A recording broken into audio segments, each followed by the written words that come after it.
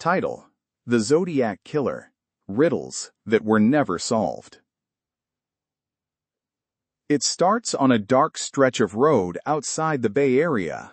The kind of place teenagers go when they want to be alone for a few minutes, far from streetlights and adults. By morning, 2 high school students are dead. And the killer doesn't run from the crime, he runs toward the spotlight. Because what comes next isn't just a murder investigation, it's a campaign. A stranger begins sending letters to newspapers. He dares police to catch him. He signs his messages with a symbol, and he gives himself a name that will haunt California for generations. This is the Zodiac. If you like true crime stories told with facts, tension, and the questions that still won't let anyone sleep, hit subscribe. Because today we're walking through the confirmed timeline, the murders, the messages, and the riddles that made this one of America's most infamous unsolved cases. And as we go, a reminder, this story involves real victims and real families. We're going to stick to widely reported, publicly documented facts, and when something isn't proven, we'll say so. Beat 1. A killer before the name.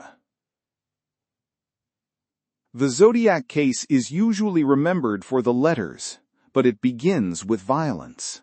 On December 20th, 1968, 2 high school students, David Faraday and Betty Lou Jensen, were shot and killed on Lake Herman Road in Northern California. It looked at first like another brutal crime with no obvious motive, the kind that leaves investigators staring at an empty road and trying to imagine where the killer disappeared. At this point, there is no symbol, no signature, no Zodiac. Just 2 lives ended, and a community trying to make sense of it. Beat 2. A second attack, and a voice on the phone.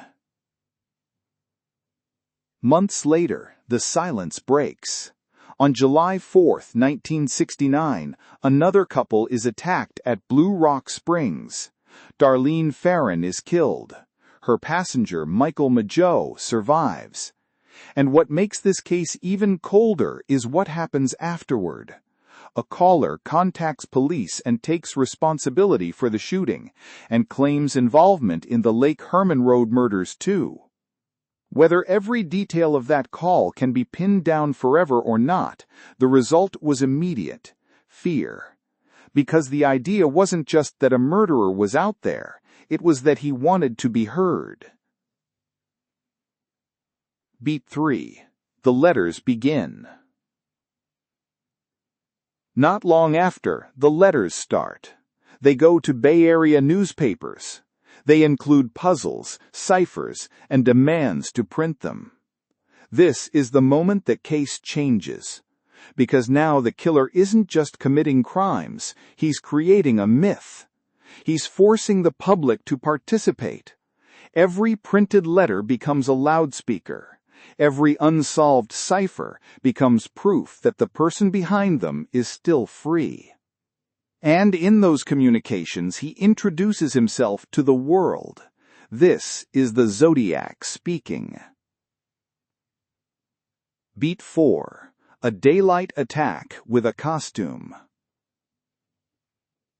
Then the violence becomes even more surreal. On September 27, 1969, a young couple, Brian Hartnell and Cecilia Shepard, are attacked at Lake Berryessa. The assailant approaches in a hooded costume. He binds them, and he stabs them. Hartnell survives, Shepard does not. And the scene feels designed to leave an impression, not just on investigators, but on history.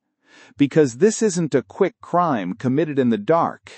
It's an attack carried out in the open with ritual-like details that would echo through every retelling. Beat 5. Presidio Heights. Less than a month later, on October 11, 1969, Taxi driver Paul Stein is shot and killed in San Francisco. This murder pulls the case directly into the city and into the view of even more witnesses. It also becomes deeply entangled with the letters, because later communications would include claims and details that investigators used as part of their effort to verify authorship. From this point on, the Zodiac story spreads far beyond the Bay, because it's no longer just a string of killings, it's a public confrontation. Beat 6. The number that won't hold still. One of the most disturbing parts of the Zodiac case is the way the story inflates. In letters, the killer claimed a much higher victim count, but law enforcement has not confirmed those numbers. A widely cited summary is that the Zodiac is believed to have killed at least 5 people in Northern California from 1968 to 1969, and that despite decades of investigation, the identity of the killer has never been proven. And that gap between what was claimed and what can be verified is part of why the case won't settle, because every claim creates another shadow, another possible crime, another family asking, was this him? Beat 7. The ciphers. Solved, but not enough. The ciphers are at the heart of the legend. Some have been decoded over the years, and yet, even when a cipher is solved, it doesn't end the story, because the decoded messages have not been enough to definitively identify the killer.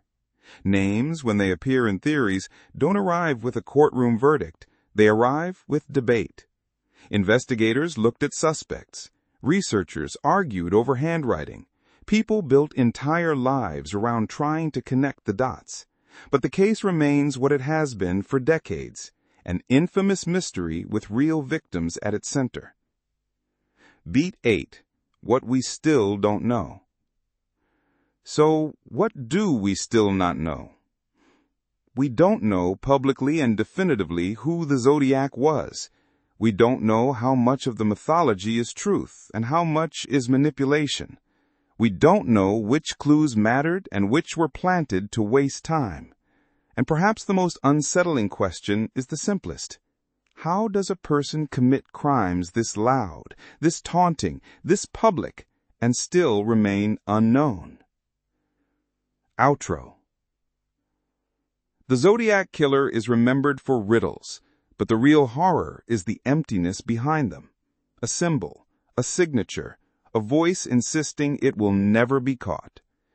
If you want the next case in this series, subscribe and tell me in the comments, do you think the Zodiac was a calculated mastermind or simply someone who understood how to turn fear into publicity?